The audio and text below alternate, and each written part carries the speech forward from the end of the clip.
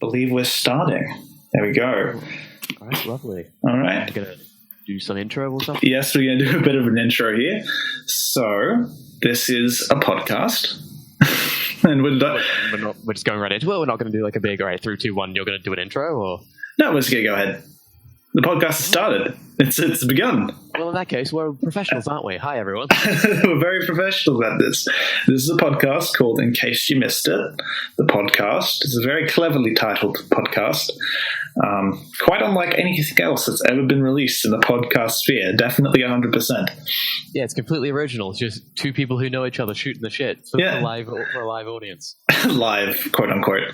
No, I mean, well, yeah, fair enough. It's being uploaded after the fact. That comes later. But yeah, this has been... We've already done 2 episodes of this podcast. That's the thing. We've already added to the professional. Yeah, this is a series now. Yeah, we've already.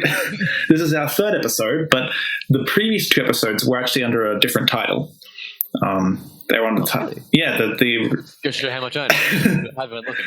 The original title was called "Let's Try and Make a Podcast." I guess now it is an podcast. It is. In case you missed it, the podcast is the official title. Yeah. It's based on my blog title, which is also In Case You Missed It. The links to that will be in the description, I presume? Oh, of course. Yeah. Plug every chance you get in such a wild west of the internet. Oh, well, I mean, absolutely. But yeah, this is Cal. He's a friend of mine. He's been on... Over words. Yeah. I think you've been on... I've been on 1 episode. You've been on 1 episode, yeah. And in the last episode, which was the last episode 2, and that was released, I think over half a year ago at this point. Yeah. I either consider that non-canon or a pilot at this point. Yeah. But the format is largely the same. I've changed it around a bit, so it's a bit, I guess less rigid, I guess would be the word for it. It's more conversational and less dot points. Yeah, exactly. We're just going to be talking about stuff that we've experienced. Hopefully this will become a bi-weekly thing, perhaps. We can only hope. Yeah. Hey, with all these things, you go until the burnout gets you. Yeah, absolutely. But I'm sure I've talked about this on a previous episode. I say that as if I have Frankly. Yeah, I was like, I say that as if I've had a ton of episodes. I've done 100 episodes at this point. No, we've only done 2. But it's been so long that I don't remember. But I think I might have talked about in a previous episode that me and Cal, we often found ourselves playing a game, often TF2, in a private match where we're just... Because I'm a pansy and don't like other people. He doesn't typically play casual, but we normally just play against each other on Hightower in a 1v1 scenario. And we just found ourselves talking about random stuff. And we've always thought, or at least I've always thought, that this would make for a good podcast. And here we are. And here we are. It's new reformatting. And when we say we want to make this a regular thing, I mean it. At least I do. I'm not sure how you feel, Cal. I'm kind of speaking for you here. I'm happy to swing by. I'm happy to jump on in the chat because, a podcast with one person is quite depressing. One guy sitting there talking to himself. Yeah, it's not. To be fair, if you were good at script writing or just good at talking to yourself, that would be a pretty good exercise, I guess. Yeah, I think that's what this will facilitate. I think it will help us to be able to communicate better. I hope. I suppose. Just by ignoring what's the trying to ignore that we're being recorded, because I often have this idea that when you start being recorded, your personality changes. Not you, but me personally. I can even tell that your voice inflection has changed just a little. Yeah, I don't think I sound like this in real life. I sound different in a podcast scenario. To be fair, people change when they know that they're going to be observed. Well, yeah, that's the thing. Hopefully that will change. Who knows? But for those who are unfamiliar... Oh, go ahead. Oh, no, never mind. I was going to crack a quick one. You seem to be doing informational stuff. Go ahead. Oh, no, I was just going to say, for those who've never seen the show before, hopefully you will start watching. I can hope. A man can dream, can't he? Audience, Fan base, please. Come join us and support me on Patreon, which I don't have yet. I don't have a Patreon. We're gonna here's an address. Mail us a check. Yeah, just go to my PayPal. But give us all of your money. But first, we have to prove ourselves, I believe, and then the people will come. You know. You can only hope. We can only hope. But for those who haven't seen the show before, the format is essentially. We bring up different topics that we are mildly interested in. It's sort of spur of the moment, what we've been thinking of over the past so long, I guess. And it's largely going to be probably gaming related, I think. Largely. Mostly just due to our interests being in that area. Yeah. Well, my interests are a lot more broad, but... Yeah, I admit I'm a very... I wouldn't say a shell. I just think it's like you have that... Gaming is like your thing. I know the most and the most comfortable talking about. It's your focus. But I'm also like a movie guy. I'm also like a... I'm an attention span of a toddler, so movies aren't really for me. I mean, it's true. But... Yes, I am secretly a toddler. but we both also had the problem of extensive backlogs of everything. Yeah. Which I mean, I think we share a lot of commonalities, you and I, to an alarming extent. It's the classic high school childhood friend syndrome. We know each other. Yeah, but I think it's even to a greater extent, like because I remember when you and I were sort of edging around the idea of politics. We won't discuss them here because we don't want to set anyone off, but. We started yet. We're already getting into dicey ground. Yeah, I know. But I just want to mention this, the fact that, we're talking about the recent-ish Australian election in this year. And we were sort of going around the issue. Then we're both we basically both have the same political beliefs, generally. Somehow, in the huge mixing pot of high school and growing up, we've somehow met people who are mostly the same as us. Yeah. We got along really well. But even if we don't, what's great about Calvin, I think, is that even if you don't even open your mouth and you're already flattering me. No, it's even if he doesn't agree with me on something, he still understands it's my opinion for the most part. He'll question me, perhaps. He'll question me, perhaps, which is fair enough. That's his right to question me and to always question what I believe. But he never does so with any sort of animosity, really. You never do that, I don't think. Oh, well, thank you. We're off to a lovely beginning. Yeah, I've somehow managed to spin a good story while also introducing politics, which is great. That's the last time you'll see this on the internet this month. Yeah, we can only hope. Please keep as futile as it is, please keep your gavels at the door. But let's be honest, it's the internet. There's more than two people. As long as two people are left on the internet, someone is going to want someone in an argument. Thank you, Team Fortress 2. And very badly paraphrased by yours truly. Yes, it's very good. If you've never played it, it's a great game. It speaks to its quality because you're not a big shooter guy, but you still enjoy playing it with me. So I think that's... It's got enough uniqueness. Yeah. The lore, the characters, the art style. The only other game of that genre I could think of is Splatoon. Right. I mean, I think I'm a shooter guy. I don't think it's my only genre I like, but it's probably one of my most played genres, I think. But it has to really do something different. You know what I mean? It can't just be realistic round number 387. Exactly. Exactly. Right. I mean, I can Half-Life, BioShock. Those are the only two shooters I can think off the top of my head right now. Doom, classic Doom.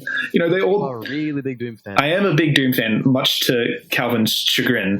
I don't think it's how you pronounce that. For me. Yeah, I'm in a classic case of I played the future stuff future stuff in the genre before I played the classics, and I'm okay, I recognize this is revolutionary. Yeah, but it's not for me. I'd rather go back to what I know. Yeah, I probably should be taking timestamps, but I've forgotten to do that. But once we get into the actual, I don't want it. But then I have to traipse through the whole audio, and it's a pain.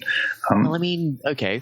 Yeah, we're going to look behind the curtain a little bit here, but I have a soundtrack CD, soundtrack video on just to fill the nothing. It isn't just talking. We're at 9 minutes 30 seconds right now. So. Well, I can see the timestamp on OBS, so that's fine. I just haven't been taking notes yet, but I will once we start properly talking. But we are talking right now, I guess. Yeah, and it's hey, we're nearly 10 minutes in, and we don't. And come on, this is meant to be. Do you not have the attention span to sit through a fucking podcast? Come on, man. Do you need timestamps, my dude? Come on. I mean, Yeah. In the Because far future, when this is somehow successful, people will want to review the early stuff and skip through the. it's not like this is like a structured thing where we talk about this and we talk about that. It's just we talk about whatever. But from this point on, I will try to take timestamps and notes in this episode. Take a timestamp of that. Take a timestamp of timestamps begin. Yes, I hope so. I'm just gonna put from the first 10 minutes. It's like rambling about stuff. Rambling and character introductions. Yes. What was I going to say? Oh, yeah. So, yeah, she just had to do something really unique. And I tried getting Cal to play some classic Doom with me, but I could tell he wasn't enjoying it. Yeah. It didn't. I could tell. Yeah, I could tell he wasn't really enjoying it. So I'm like, okay, I'll stop talking about it. But I am obsessed with classic Doom. I really am. I don't know what it is. I think it's just the sheer size of the community, perhaps. Doing the creatability, the flexibility. Yeah, doing crazy stuff. I had a little bit of growing up with it, didn't you? A little bit. It was more Grand Theft Auto, though. Like early Grand Theft Auto titles. I didn't actually play classic Doom until really early high school, really. Fair enough. So it came later. And I'd already played a couple of, other shooters at that point and other games. I guess at that point you just have your own tastes, and that's yeah, exactly. But yeah, the extensibility of the community, the core gameplay with an engine that's so old. Yeah, exactly. It's a very versatile game. But speaking of games I've been playing recently, I guess this could be the first topic, which I'll make a note of right now. Oh yeah, we should actually probably talk about what the supposed structure of this is meant to be. Do you want me to do that, or are you good to? I think I've got it. I mean, basically, we just the original format that we had for the first two episodes, the era, if you will, the first 2-episode era, the pilot episodes. We basically came up with separate topics each, and then we would come to the discussion when we made the podcast, and then we introduce the topics, and then we talk about them for however long we wanted to talk about it. But expanding on it as we see fit, and then eventually moved on to another topic. Once all the topics were done, that was the podcast. Yeah, but I want to try and just because go for a bit until we run out, or just talk, because we can talk for a very long time. When we can ramble for a very long time, we have a tendency to get carried away or talk about nonsense in circles for hours. Yeah, this could be very monotonous if you're not with our sense of humor. But if you just want to listen to a couple of friends chatting about shit, this is the podcast for you. Or doing whatever. Yeah, this is the podcast for you. If you just want two friends for an hour or two or longer. Two dudes in an elevator. Yeah. Yeah, it's going to be fun. So this brings me to my first topic I wanted to talk about, because it's something that I've been playing recently and I've been really getting into. Have you heard? I'm assuming you have, because you have it installed in your backlog, I believe. Yes, the inevitable Steam backlog. It's Hyperlight Drifter. Yes, very impenetrable. It's very hard to get into, but it's Hyperlight Drifter. Hyperlight Drifter. Have you? I haven't played any of Hyperlight Drifter. Oh, it's so good. Because in a Humble Monthly, and I proceeded to not touch it. I know at that game that was edgy vaporwave art style. That's the best way I can describe it. It looks really good. It is really good. Playing other games. Yeah, no, it's really good. Because they recently it was in an Epic Games Store freebie. Yeah. Hey, you said no politics. Oh, oops. I mean, I didn't actually play the Epic Games Store version, but I'm like, look, I have the license for it. I'll just download another version that isn't the Epic Games Store version. Technically, I mean, they've already paid for the copies. They're paid off at this point. I got my copy. Philosophical discussions about that. Yeah, that's a topic for another day. Or maybe later on. Who knows? We'll see where the conversation takes us. But yeah, I've been playing a lot of Hyperlight Drifter recently. I've been really digging it. And Cal will know that I have a problem with sinking my teeth into any game for any extended period of time. Yeah. From what you've told me in the past, you have a tendency to play something, enjoy it, and then just get tired of it. You just hit your limit for that game. It's not even I get tired of it. I just get distracted by things. It's to the point where I wonder if I have something like ADHD or something. Yeah. or as TV trope puts it, it's an attention deficient. Ooh, shiny. I mean, yeah, exactly. So yeah, when you have access to as much stuff as you have these days, it's only understandable that you're constantly like, ooh, what's this? Ooh, what's that? Yeah, it comes down to like the whole issue of analysis paralysis, I think, where too much option. Too much. Yeah, exactly. Exactly. I mean, if I was solidly alone with like Hyperlight Drifter, I mean, I'd probably play the game in one setting. But even so, with analysis paralysis as it is for me, I'm finding myself really wanting to play that game a lot. Like it's to the point where I'll be thinking about it. It's the point where I need help. No, it's the point where where it gets into my head and I just think about it while I'm doing other things. Like I could be playing Half-Life Drifter right now. Exactly. Right now. Very good Pro CD video. Please check it out.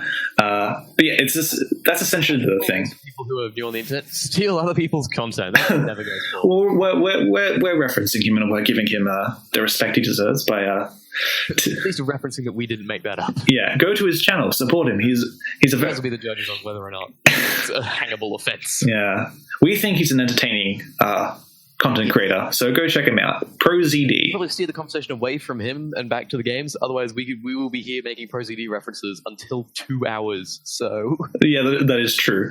Hyperlight Drifter been taking over your thoughts. Yeah, it has. I can relate. Many a game has done that. Well, sometimes I'll be at like uni, and I should be doing work. But you just daydream about Hyperlight Drifter. I'd be like, oh, I want to do that, because the game doesn't explain a lot. It explains very little. I would say it's like Breath of the Wild, but even like more obtruse in terms of like how much it explains. Okay, having not played it, I can't comment on that. Yeah. I find when games are really obtuse like that, it can be a real double-edged sword. Yeah. You have to get my attention quickly, otherwise you just sort of come off as not quite pretentious, but it's like you're not telling me anything. Why am I invested? Yeah, I wouldn't say it's like obtuse exactly. I think that was the wrong word that I used. I would say it's just more. It's very unhandholdy, and it lets you figure things out for yourself in your own pace. Information to draw your own conclusions. Yeah, and it gives you enough space within the game's world so that you can figure these things out in your own time. Yeah. Okay. In that case, yeah, that's pretty good. Yeah. So yeah, it is like very much like Breath of the Wild in that regard, because Breath of the Wild doesn't actually explain a lot to you. A lot of it's just like the first hour on the plateau. In that case, it's like, oh hey, here's the plot. Yeah, and it makes you feel really good when you figure stuff out, and that's what Hyperlight Drifter does. And there's more refined Zelda 1. Well, yeah, I would say it's when it comes to puzzle solving instead of lore. Yeah, but the thing is, Zelda's right, because it's not Zelda 1, but definitely A Link to the Past. Hyperlight Drifter is like A Link to the Past mixed with what would it be mixed with? It's mixed with something.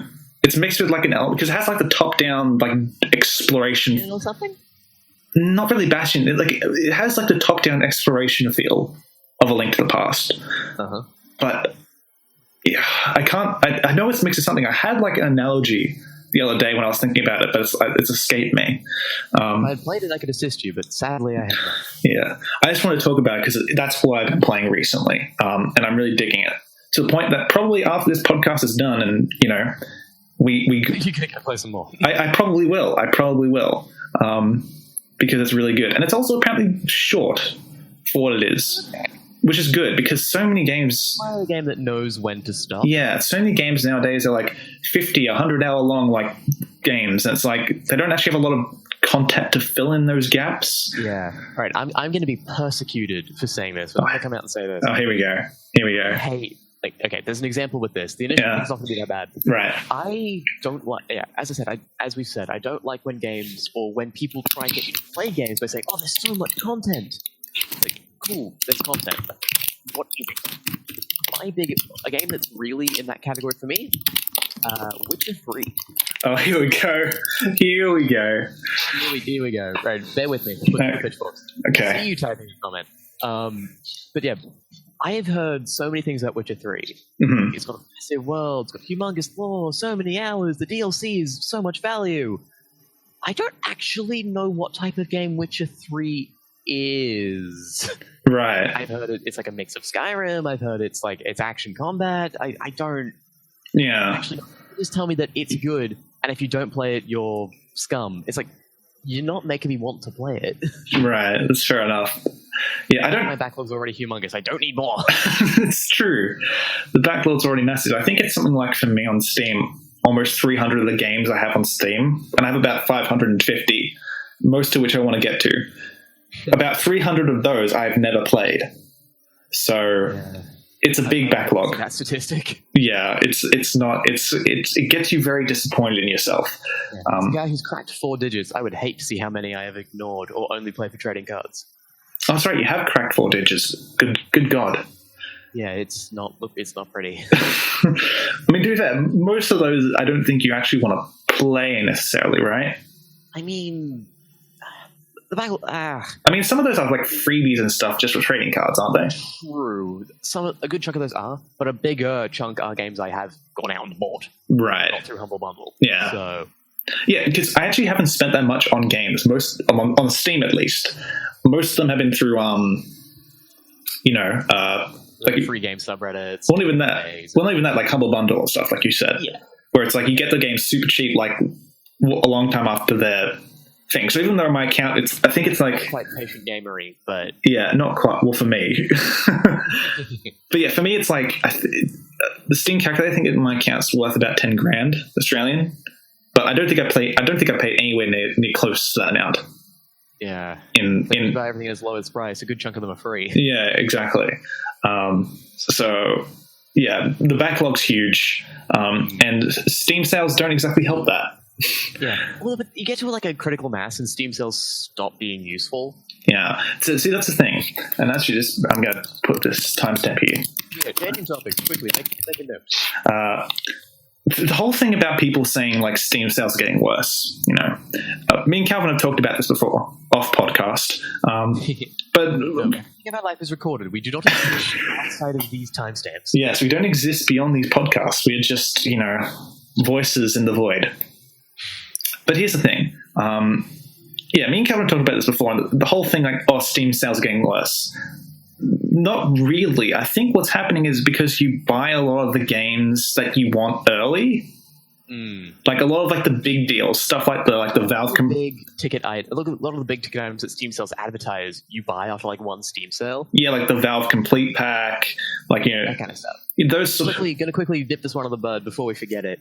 I'm aware that the way Steam sales have been handled has been changed. Like flash sales have disappeared. Yeah. Like events have been varying in quality. But at their core, most Steam sales slowly lose luster over time because you have bought the games. You can only buy so many copies of Portal 1. It's exactly. Because your account now has a lot of those, I guess, like, what would you call them? Like the staples? Yeah, like the fundamental titles of a Steam library. And beyond that... Like the very first game I bought on Steam was Portal 1, so... I think the very first game I have on Steam is Gary's Mod. That's the very first game on my account. I didn't get that one for a while. Yeah. Because you started your account before me, right? Oh, significantly, like still in primary school. Yeah, because I think I started my Steam account in like 2014. I'm coming up with my 5-year badge, I think, this September. Take a look. Because I didn't... You can date us by this. Yeah, mine's on the 8-year. Yeah, exactly. So Calvin's coming up on his 10-year anniversary in 2021 for Steam, which is crazy to think about. 10 years on Steam. But yeah, I've only been on Steam for 5 years or so. Yeah, and at that time I spent a lot more money. Yeah, which reminds me, I really need a job, like badly. This quickly turns into an unemployment podcast. I really need one badly. I need money to add to the backlog. Well, also, I not even that. I just want to get a better computer for playing games, for making videos and things. I just want a better computer that can handle this stuff. Because I think a good chunk of my library I can't play. It's unplayable on my current machine. When you pick them up, it's like, oh yeah, well I'm going to want to play this. Yeah, you just don't have the thing for it. Yeah, exactly. Like I picked up. Again, coming back to Witcher 3, I picked it up for about $15 with all the DLC. and it ran like garbage, which didn't surprise me at all. But I'm like, it's $15. Yeah, it's like that's a pretty like. Hang on, let me quickly look up how much Witcher 3 is now. It usually goes on sale pretty frequently, but yeah. Yeah, right. Witcher 3 without the DLC is $60. Yeah. These are Australian prices. These are dollar readers. Bear that in mind. And like the trilogy bundle, like that'll run you like $90. Yeah. Is that with all the DLC?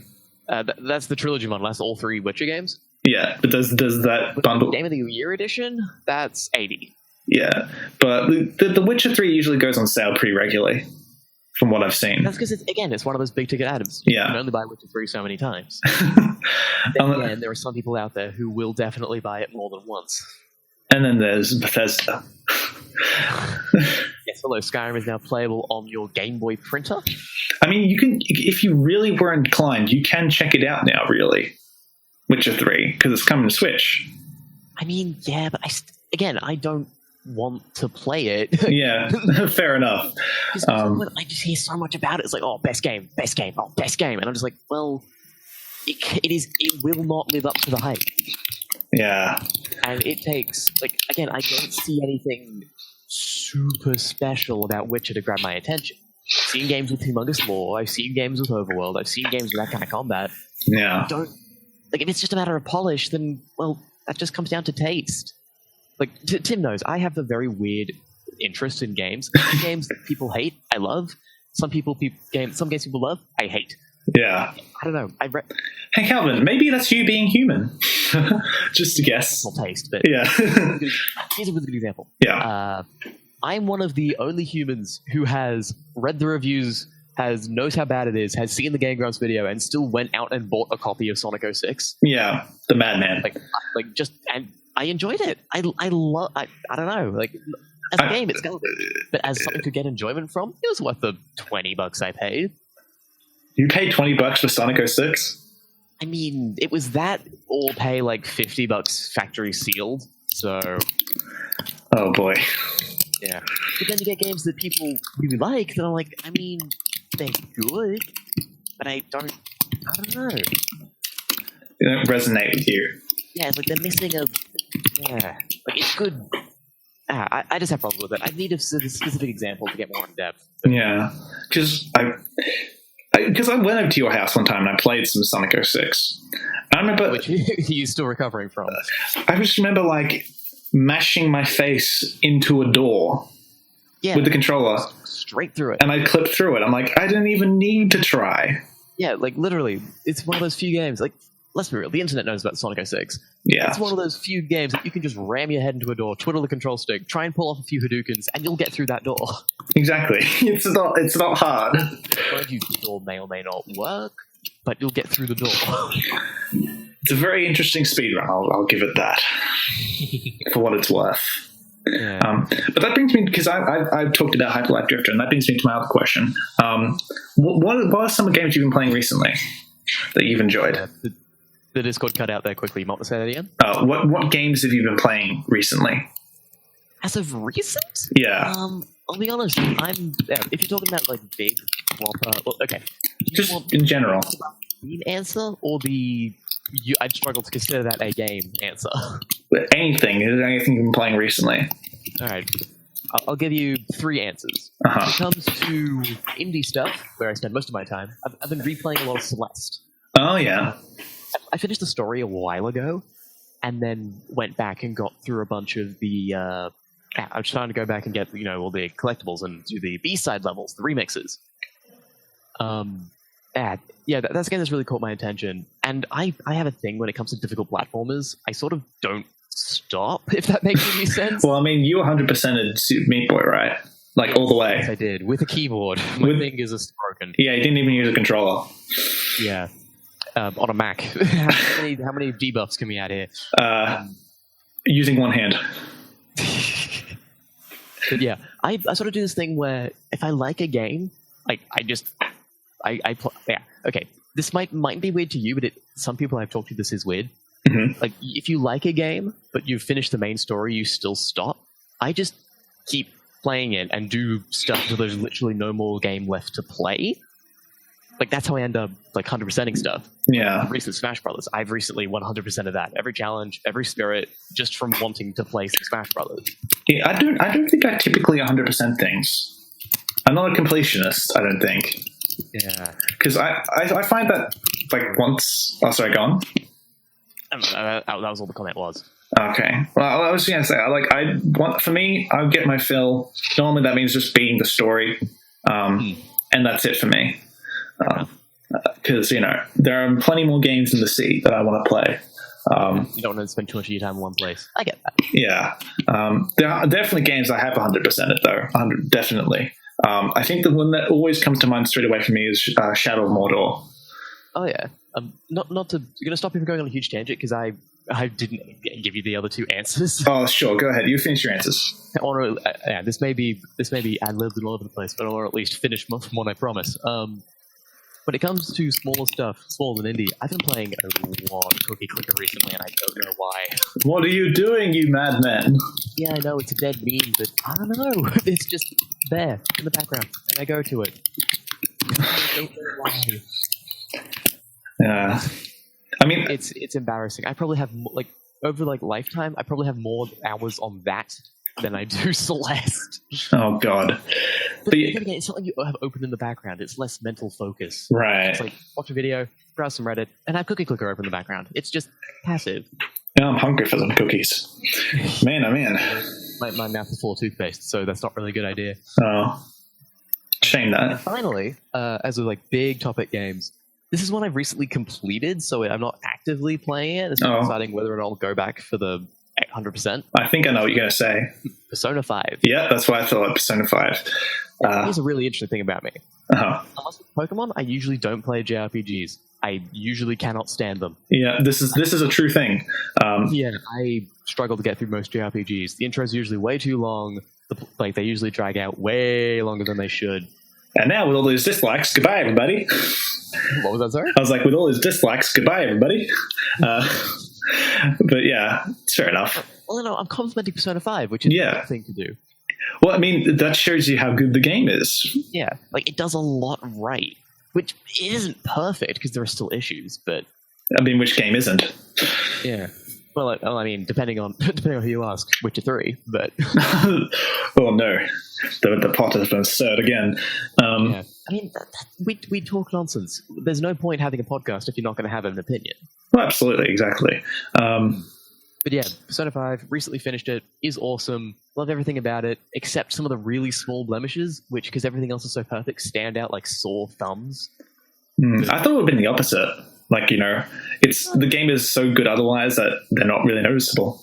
Yeah, it's just... Okay, all right, I'm going to give you a specific example, just to test the waters. Persona 5 is known for its graphics design, the menus, the UI, all of it, really good. It has several instances where it doesn't tell you how to do things, or it just omits things, and it's really obvious. A really good example is party buffs, when you cast offense up, defense up, that kind of stuff. There is no way to view this. There is no way to view this unless you're in a very specific scenario. There is no way to view this. And in a game that is, so reliant on these things, especially towards the end, and for a game that has otherwise really good graphics design, that's a pretty big blemish. Yeah. I mean, it doesn't make it a bad game, not by any means, but it's that's noticeable. By the way, for those wondering, I can't comment on any of this because I haven't played Persona 5 myself. I played the first 15 minutes. I played a little bit of it, but then I deleted it because I don't want to be a pirate man, bad boy. Because I've changed my ways. Maybe I have to lend you it and force you to play this game. I mean, you could. You played through it, but I want to wait for the Royal. That's what I'm going to do. I cannot play Royal. I do not have a PS4, and I do not have the money for a PS4. You can borrow it from me. I mean, I could, but I won't. I mean, I've got a bunch of good games that you might like for PS4. I mean, yeah, but my backlog is already humongous. I mean, it's true. All I need to do is replay a game I've already played once. Yeah. I'm personally holding up the Persona 4 Switch, but Persona Switch, but all right. I was just hoping. I knew it wasn't going to happen. I was hoping just for a Persona PC port. Yeah, that would have been nice. It's Atlas. Yeah, And again, they did Catherine, so they did, but wasn't that mainly Sega though? I don't know. For as much as I like Persona, as a series, I've literally only played Persona 5 and nothing else from Atlas that I'm aware of. So Right. I can't comment. Yeah, if you guys don't know, Atlas are kind of known as the king of anti-PC practices. At least not known for bringing many of their games to PC. Which just Stop people from emulating them, though. Yeah, and it won't stop Atlas from trying to take them down. Oh well, what can you do? There's a whole topic here if you want to open that can of worms. Oh God, I don't think we will at this point. About Witcher 3, so if you want to open that pod, you certainly can. No, I don't really have a lot to say on it other than that, to be honest. We don't really have many conflicting opinions, so it'd just be, yep. Yeah, this is true. I know a few topics. We probably talked about it before, so there's no point. I'm sure there's plenty that we could butt heads about on a friendly level. The number is small. The number is, from what we are aware of, the number is small. The only one I can think of off the top of my head is like Super Mario Galaxy 2, and even then, that one's we've sort of made amends with. Yeah, we both agree they're great games. Which that's a story for another day, which you might want to tune into a future episode. Plugs. Shameless plugs. All the best shameless plugs. You know what I'm going to do? After I finish Hyperlight Drifter, possibly tonight, but probably not.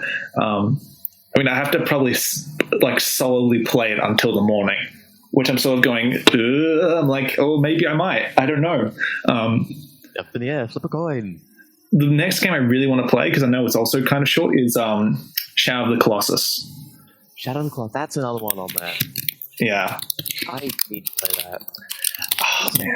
I sort of know what I'm getting into. Again, I can give it to you because you have a PS3. I own Shadow of the Colossus. Okay, cool.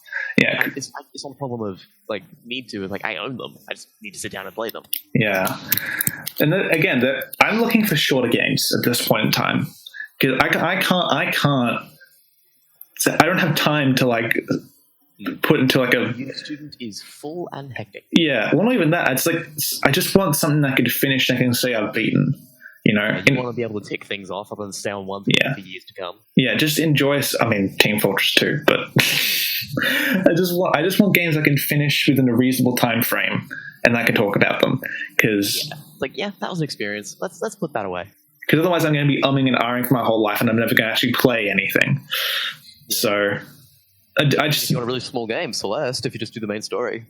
That's also one. And you kindly gave it to me, so I will need to play through it. And I'm looking forward to it. That's another one. Actually, well, since we're sort of wandering without a topic, here's something.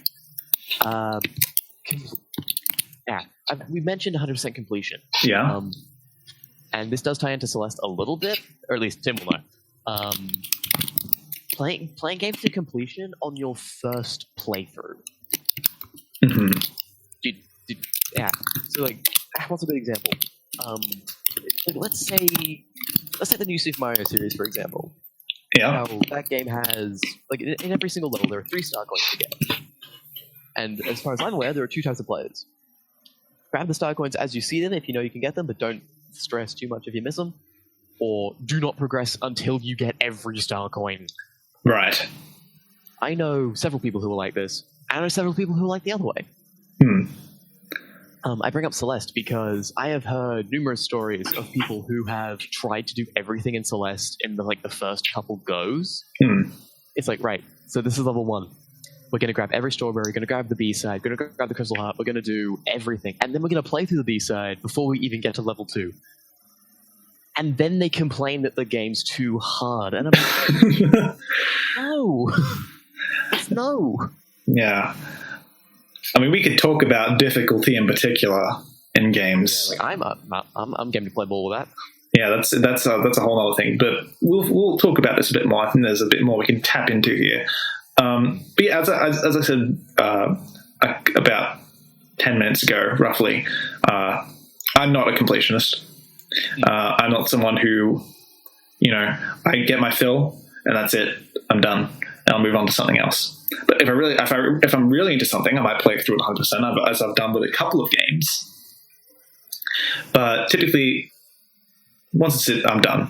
I'm also not someone who just who wants to do everything 100% optimally either. That is another big one, which I could quite easily discuss. Yeah, this idea that, like, you know, trying to do what's typically known as min-maxing, I believe.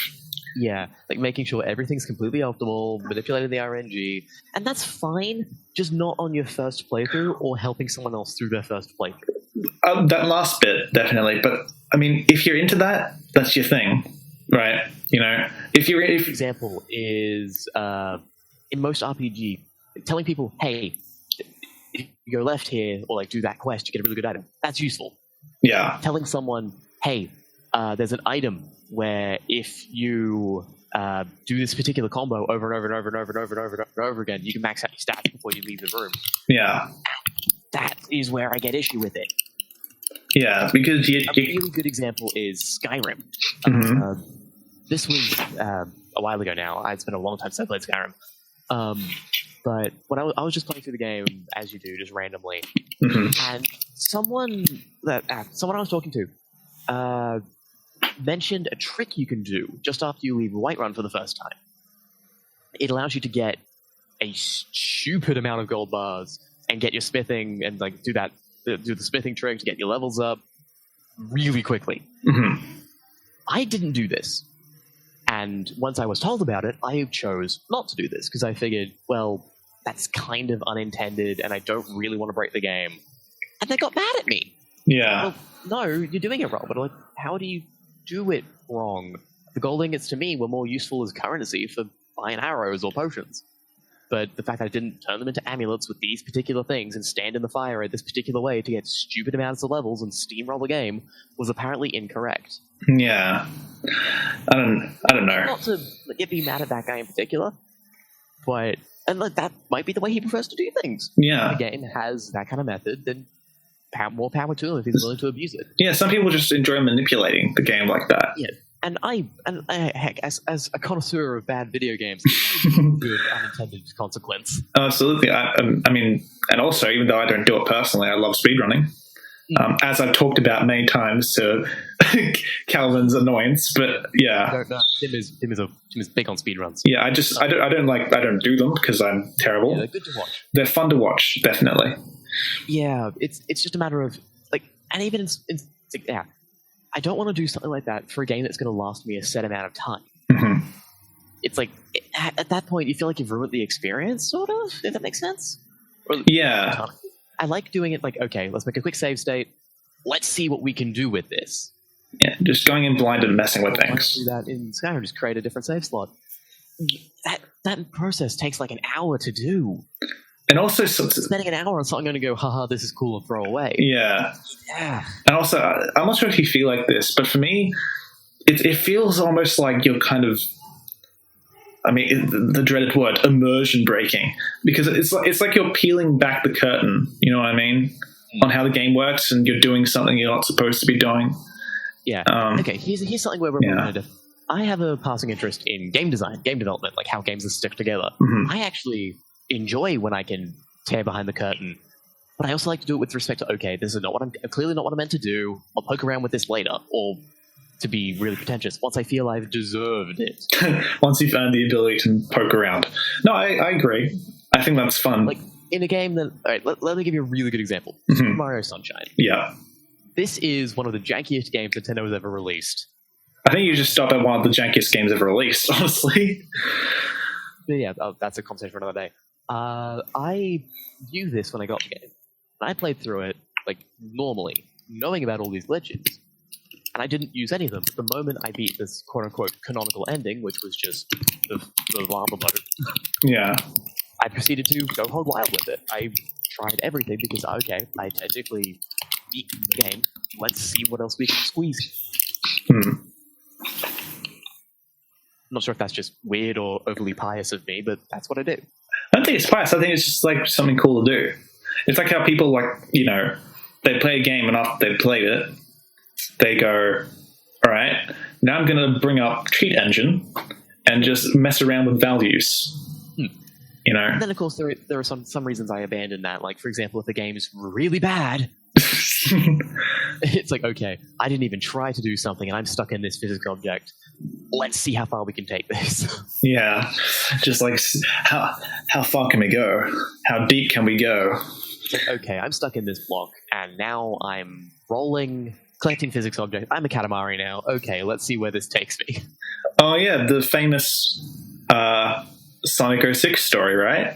Oh god, alright. This was a while ago now. Hang on. Yeah, go ahead. Let me tell the story, just because it might be interesting. I don't know, A, how I can prove this, B, if this is even replicatable, and C, how I did it. You're going to have to just take his word on it. We don't have any proof. Lie, do whatever you want. This is what happened. Right. So, I was playing through Sonic's campaign. But bear in mind, this is for Sonic 06, just so we're clear. And I got to about the second hub world, which is like the second part of Soliana, the harbour town. Uh-huh. And you just recently acquire a brand new ability, which is the bounce, which allows you to hit the ground and hit various switches and whatnot. Mm-hmm. Physics objects in this game don't like when Sonic does things, if that makes any sense. Well, that's putting it mildly. Which is if you stand on top of a metal box and hit the ground kick button, or like just do like a kick, it will rise into the air perfectly straight, allowing you to keep kicking it and allowing you to rise infinitely until you hit the skybox. And until you become Sonic Space Program, basically. Yeah, and then you fall back to Earth and everything's fine. Well, everything's not fine. You're playing Sonic 06. I mean, hey, I chose to play it. So, what happened was, I just got this ability and I was like, okay, I have to try this on these things because they're notoriously glitchy. And it's like, okay, let's see how we can do this. Sorry, what are these things, just to clarify? The cubes. Oh, okay, yeah. Yeah, okay, gotcha. And so these are found all over the island.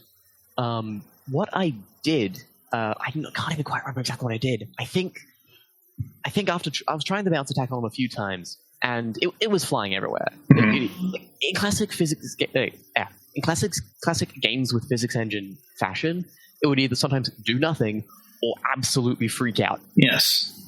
What I ended up doing was I ended up taking the cube over to, I think it was like a barrel full of other physics objects, and I just see how they would react. And again, it was quite a number of years ago now. Yeah. But I clipped inside the metal box. Yeah. But I was still in the bounce attack state. So I was still exerting physical force on this cube. Here's where things get interesting. Because I was in the cube and exerting force on it, I could technically roll the cube with the analog stick. You were one with the cube. Yeah, I could roll around as Sonic the Block. and of course, this is all well and good. But things take a turn when I crash into the aforementioned physics objects. For some ungodly reason, the cube, since it was being acted upon by Sonic inside the box, at least I'm assuming, it considered it like in motion and it had to like be near it or like be affected by the physics engine. Everything I rolled over stuck to the cube. So at this point, I'm stunned, thinking, okay, we need to take this further. We must go deeper. Around town. Physics objects in Sonic 06 are weird. Anything you can break turns into more physics objects, and there is an unusual amount of physics objects just in the hub world. So I'm rolling around very quickly, going from Sonic size to car size to building size, like a Katamari ball of death. Rolling up children, old ladies, all the humanity. I'm hitting my limit here. I've gathered up pretty much most of the items in town at this point, and I'm pretty big. The camera is startlingly robust. I hit what I presume is going to be critical mass. And I return to where I started, and the cube's back. And here is where the penny drops. See, technically, the way Sonic 06, as far as I can tell, respawns objects, if they're not stationary and they're not in the same spot, it's considered not in the game world, so it respawns it. But I still had them. I was in the Katamari world. I was still there. I'm looking at them. I can see you. So at this point, I roll over it, and it functions exactly as advertised. I pick it back up. And then everything else starts respawning. endless supply of physics objects because nothing in the town permanently despawns. Huh. You can see where this is going. Right. I'm rolling around this hub world. I am now absolutely gigantic after a few minutes. I don't even need to move anymore. I can just stand still and just grow. And I eventually lose the ability to move, pretty much, just because if I move, as I said, it was a harbor town. I'd fall into the ocean and die. And eventually I do reach critical mass, but the ball eventually gets too big and I fall into the ocean. But here's the interesting bit. As I fall into the ocean, the physics objects despawn, but not all at once. They only despawn as they hit the water, meaning I can still spin and roll over the water up against the kill plane. So I be Jesus for a while and wash off the Katamari of death. I just like that statement. I be Jesus for a while with my Katamari of death. I eventually whittle it down to the original few objects. I get to the point where I'm in the cube again. The cube touches the water, and I don't know how I managed to jump off and land back on the shore. Yeah. So I didn't even lose a life. And the game's frame rate, by the way, has been tanking while there's so many objects on screen. So I can finally play at crispy 30 FPS again. Ooh, beautiful. And I'm sitting there in disbelief, wishing I had a capture card, because that was hilarious. Yes, unfortunately, it's a great story, but we don't have any proof. I believe you. I don't even know how I did it. I can't replicate it. I've tried.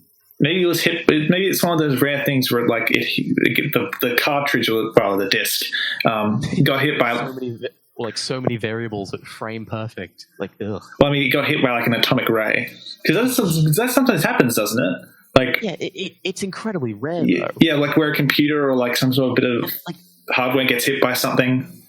I failed computer science, so I have a vague idea of how computers work. And that doesn't sound like something that would do. That's how single bits that get flipped. That's not a single bit that gets flipped. That's a critical flaw of the physics engine. Yeah. Again, the whole game's a critical flaw. I mean, this is known for quite a while. So yes, that's the Katamari story. Yeah, believe me or not, that's the story. Whether or not you believe it is completely up to you. I remember being told the story years ago by you back in school. Yeah, completely stunned. It was high school at the time, so every single story, regardless of who it was from, you took with an okay, yeah, sure you did. Right.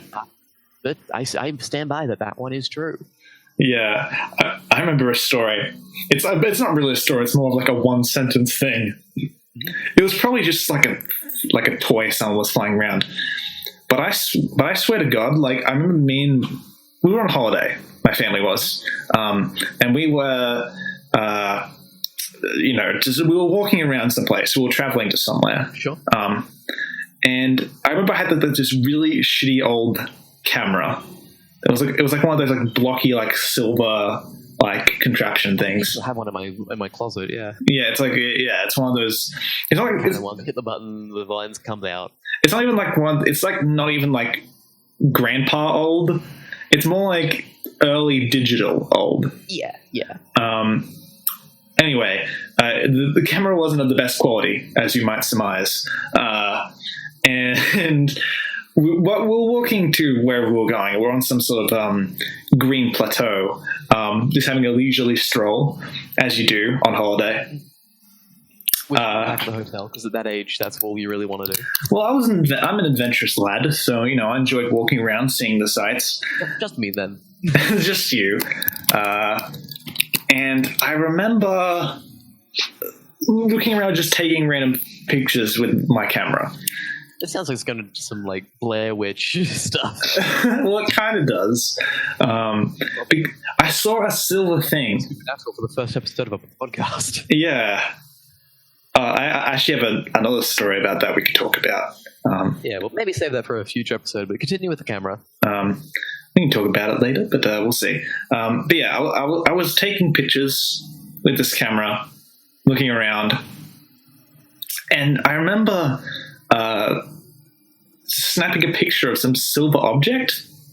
Okay. That was in the air. And it was a light reflection or a lens flare? I don't know what it was. It was so long ago I don't properly remember. But I mean, it looked like, fucking like classic conspiracy theorist UFO sort of. Yeah, find that old photo, stick it on like with white impact font. I want to believe. Well, yeah, I mean, the camera was so shitty. It looked like one of those like, oh, my camera was terrible and I couldn't get a good enough photo, but UFO was definitely real, guys. Sort of moment. That's the problem with all those childhood memories, is that there's no way to confirm what you saw. Yeah. What I'd give to go back to several moments of my childhood and just confirm what I saw or what happened. Yeah, exactly. It just answers so many questions. Yeah. I remember like vague memories because I don't have the best memory in the world. Yeah. I have okay memory. What my memory does is I remember specific moments with pretty good detail. But if I don't actively remember it, then good luck. Yeah. I mean, for me, my memories are... Yeah, very vague. Sometimes I can't even tell you what I had for dinner the previous day. Like that's just not something people pay attention to. I know, but like people can't tell you that. I know, but like some things it's like I should remember, but I can't in any sort of detail. Yeah, I don't know what it is. Some people's memories just function differently. I know people who remember everything, but in really low detail. I know people who remember specific events in really high detail. Yeah. I know people who don't remember jack shit. Yeah, I probably fall into the final category. But I do have another thing about the supernatural. Here we go. Yeah. What I call supernatural nonsense. Because this happened quite recently. It actually happened in the past week. All right. So I was at uni, as you do. All coming up. Let's hope not. But we get like haunted by a ghost on the podcast. Like another audio channel opens up in OBS, and it's like, "Hello, I am Ghost Man." And it's like, "No, you're not." Welcome to the Pet Scuff podcast. Welcome to the Pet Scuff podcast, which we've already talked about in the previous episode. Go check that out if you're there. But no, you haven't been taking any timestamps, have you? I have been actually. Oh, sweet. Yeah. Put more faith in you. Yeah, which gives me hope that maybe you can't hear my keyboard clacking. I hope. No, I can't. I just hope. Journalism, respects in the conversation. I hope we're not celebrating, and you can just hear on the actual podcast audio, like. Hear my headset, but that gets the point. You had a bit of a moment there. Yeah, I fell into the void. I'm back now. Hi. There have been moments where I've forgotten, but then I take the timestamp back like 10 or 20 seconds and just say, yeah, that's close enough. Right. But yeah, I've been taking pretty paying close attention to timestamps. But yeah, supernatural nonsense. Yeah, this happened recently. Anyway, I was at uni and I was doing one of my subjects. It's a film subject. Specifically, it is a film subject about documentaries. Sure. And we recently, in my class, had one of our assignments due, which was we basically make a short documentary about interviewing someone with an unexpected story. It was very vague, very open to interpretation. Okay.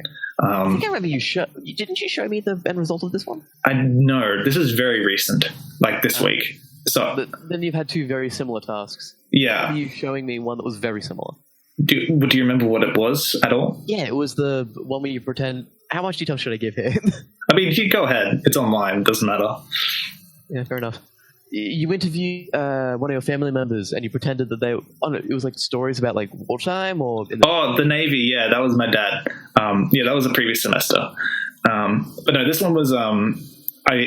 just in case you didn't want me saying. No, it's fine. I mean, it's vague. It's just like, oh, Dad, Navy. I have all the information I need to go on to dox this guy. But no, yeah, that was a different one. But they're similar. I'll grant you that. But yeah, this one I interviewed my mum about some photos from her childhood. Anyway, that's not the point of the story. The point is, one of the photos was bleeding. Well, it was less that; it was more someone else's project. Okay. And this week, after we submitted our individual videos, we had like a viewing day. Got it. Um, Nothing like a viewing party. So for 2 hours, which is a tutorial length, we just watched. Did you have 2-hour tutorials? Bloody hell. Yeah, I mean, Lectures? no, yeah, 2-hour tutorials Bloody hell. and 1 hour lectures. It used to be worse. Like I remember, like last semester or last year, rather, there were 3-hour tutorials. Around like 2-hour lectures, 1 hour shoots. No, well, for me, it was like 3-hour tutorials last year, I think. Jeez. So that was fun. And yeah. Anyway, 2-hour tutorial to run through everyone's documentary. Most of them are pretty interesting. The quality isn't the best. Mine included. Yeah, mine included. But I did all right trying to fix up the audio as best as I could. But yeah, most of them are pretty interesting for the most part. Okay. A lot of them are dealing with some pretty heavy issues. Yeah. Yeah, as you do with student documentaries. Nothing like revealing your entire dark past to an unknown audience. Yeah, I won't go into details about this there, but it's suffice to say there were quite a few different ones. And most of them were pretty cool and interesting on some level. One of them, like the very first one that was shown, was like really well done. It had good lighting, good editing. It made good use of like archival footage. But our teacher commented that like it could be like SBS. It wasn't quite that good, but it was pretty close. Anyway, there are lots of good ones. But one of them was made by someone who believes in the supernatural. Okay. And suffice to say, I personally think this person is a little kooky. A little bit kooky. We'll call them person. We'll call them them.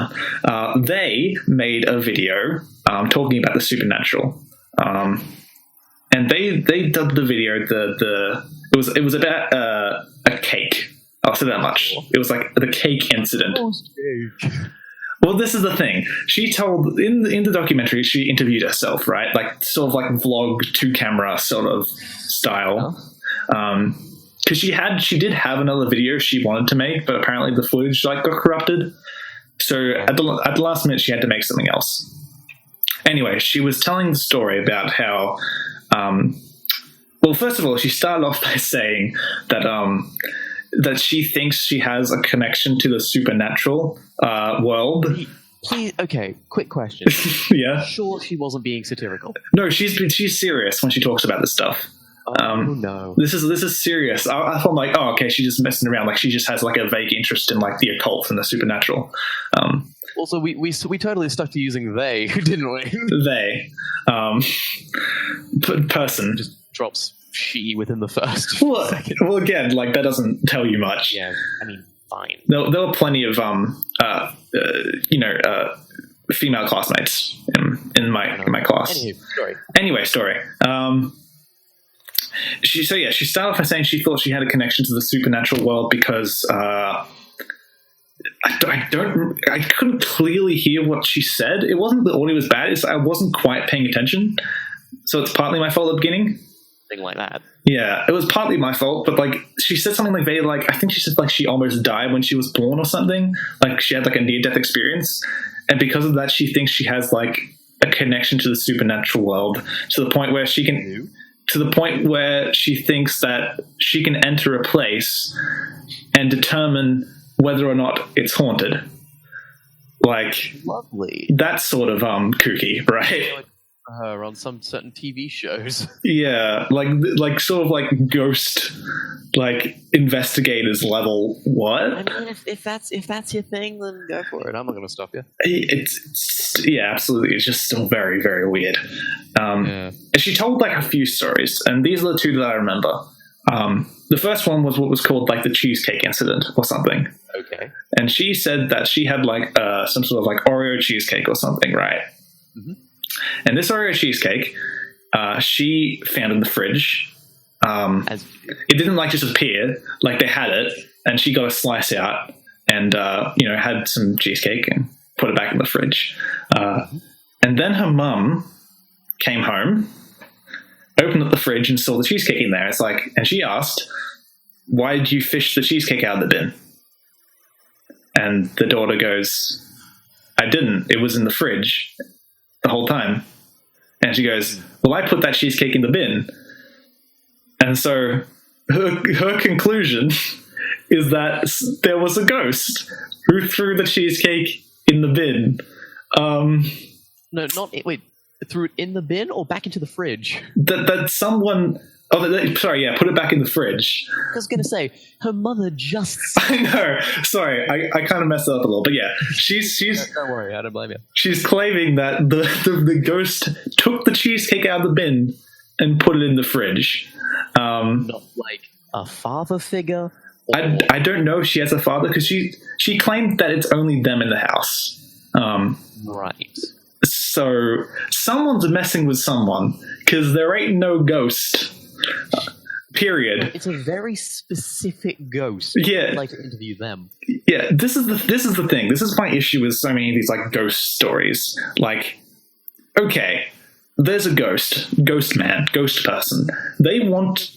Ignoring the implications of ghost. Yeah, let's just say ghosts are real, right?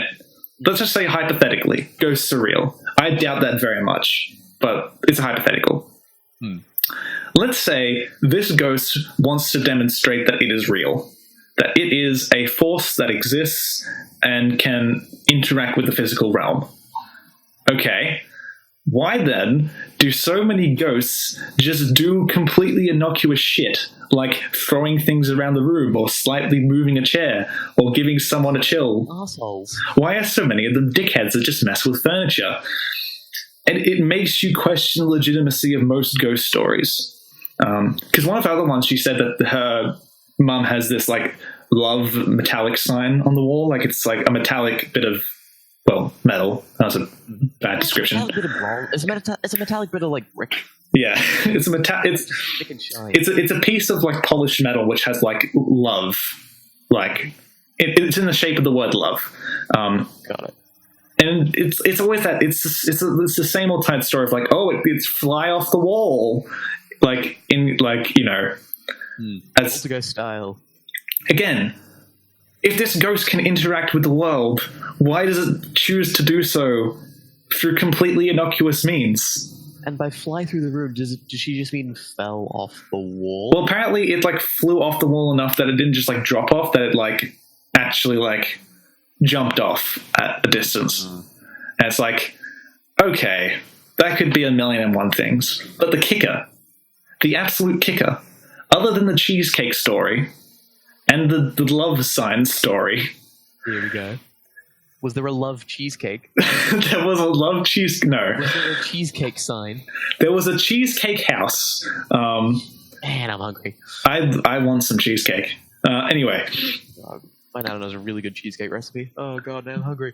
Cheesecake. Before I get hungry. Cheesecake is really good. Cheesecake is delicious. I want cheesecake. Anyway, so this was the absolute kicker.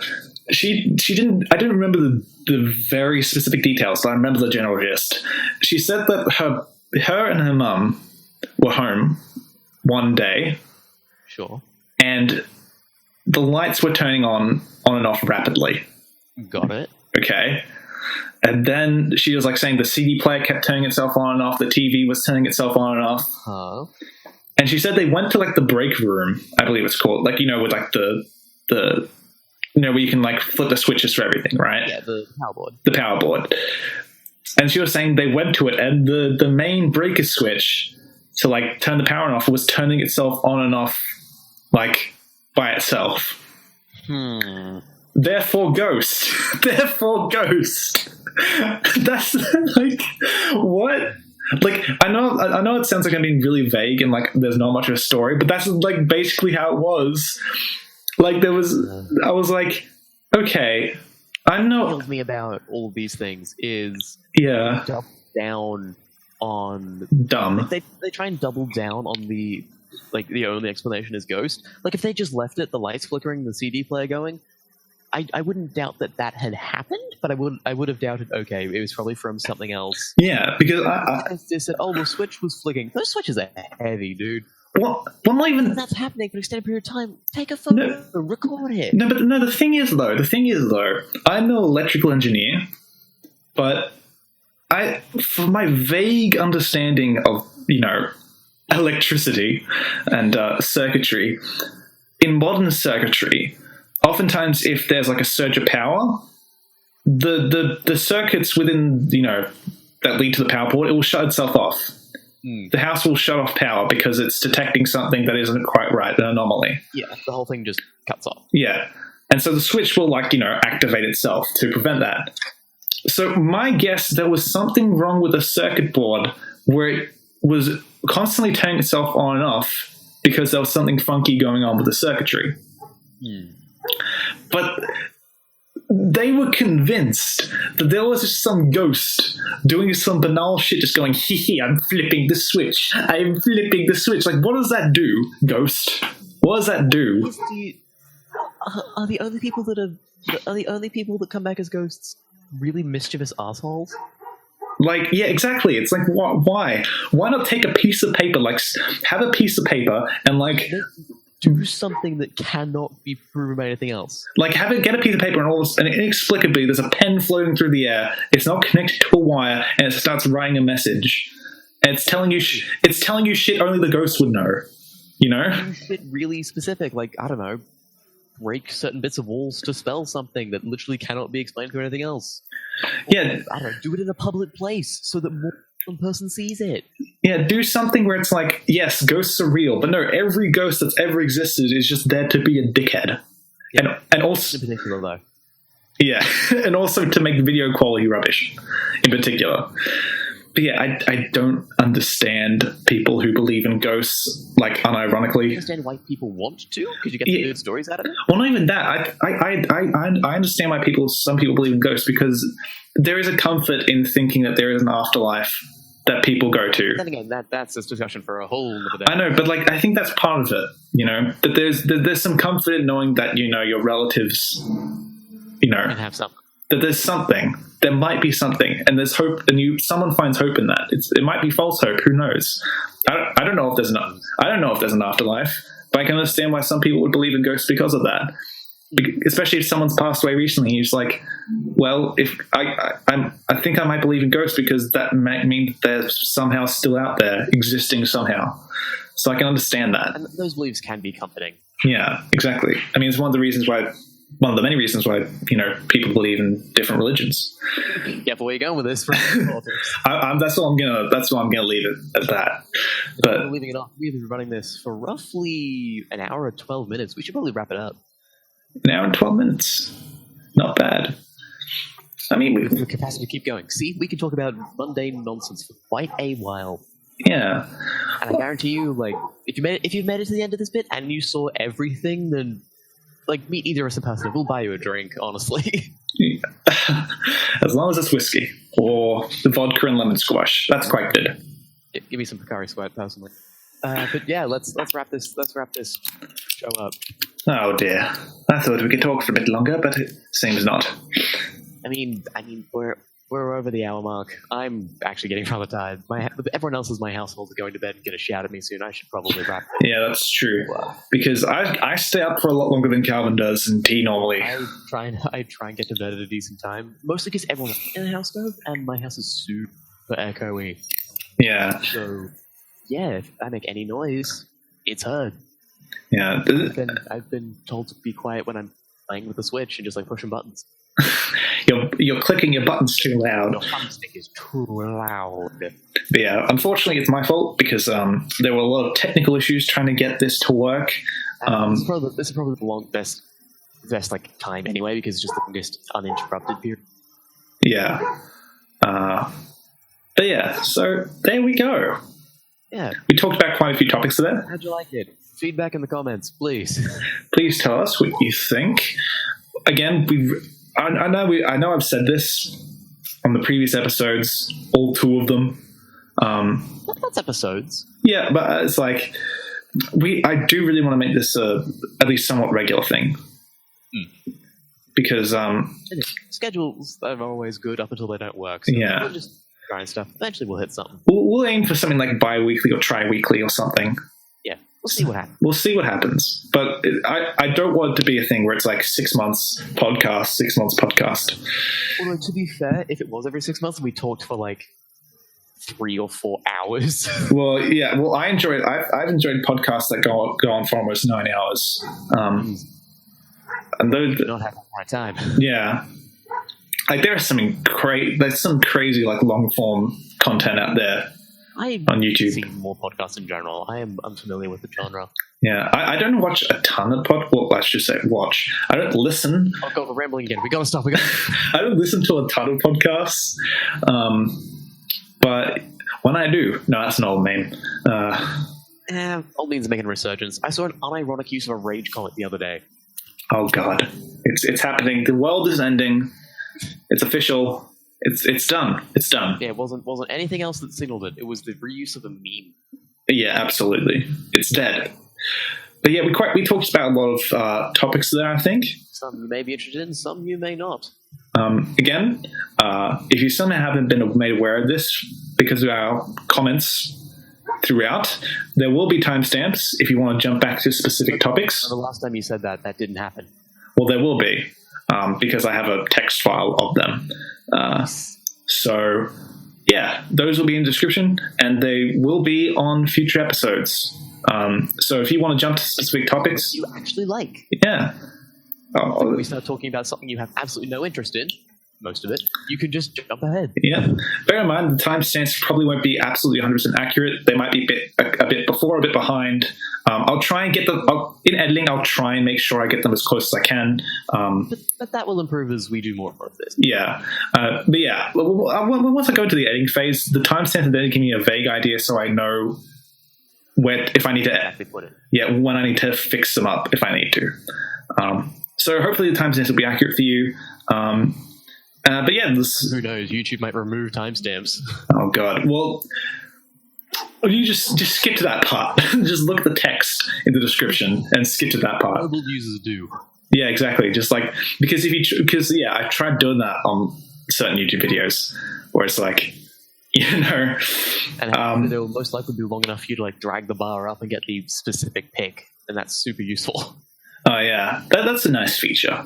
Yeah. Unlike a few things. Yeah, exactly. I was about to say that one of the very few nice things on YouTube as a platform.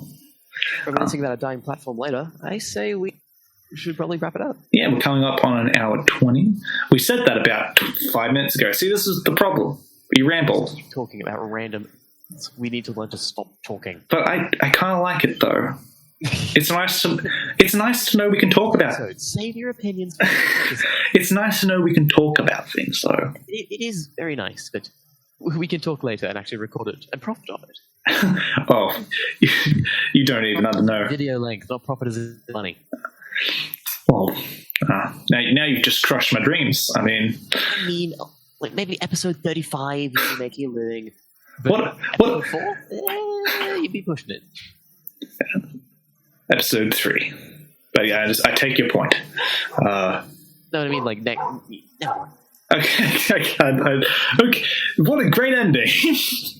Yeah, we are as incompetent as we have begun. Yes.